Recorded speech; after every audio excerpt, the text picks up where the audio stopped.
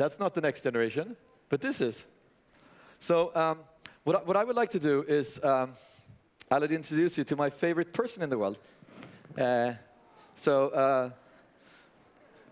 It's Daddy's Day. Hey, Evelyn. So,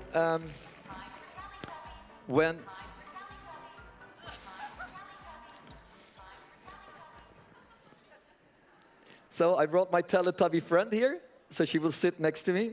So if I ever get boring, we have a Teletubby. Hi, Teletubby.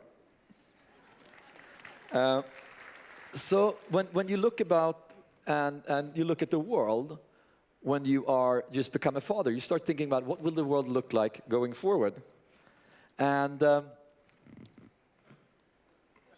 can I have my slides here, please, Mats? How can you get more people like this?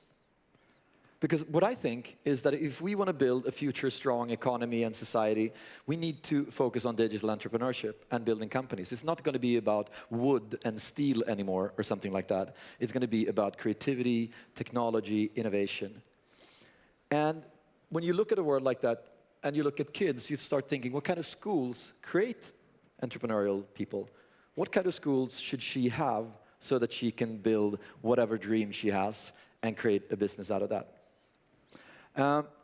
We started talking to the schools and trying to understand, because if we don't fill the funnel with a lot of smart people early on, like football is very good at doing, music is very good at doing.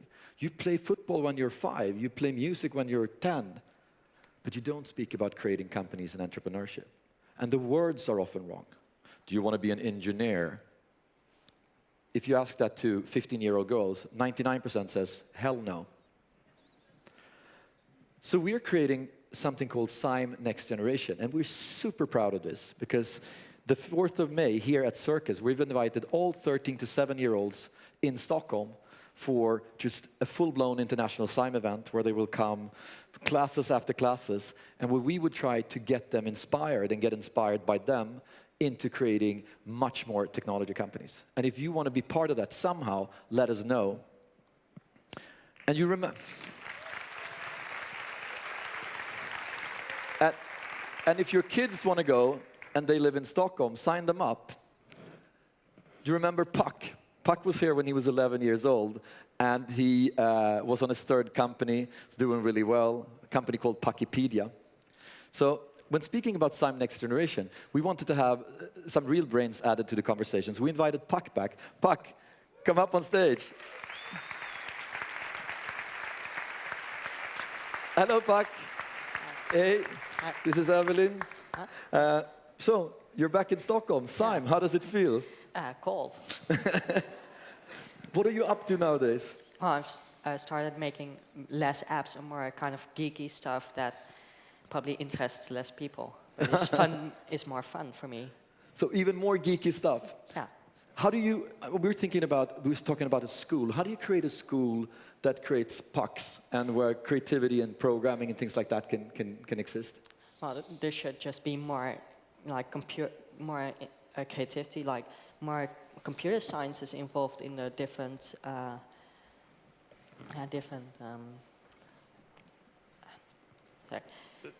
the words. Yeah. So you think that we play around too little with computers in schools? Yeah. What if we would have a Sime event for 15-year-olds? What do you think we should have on the agenda?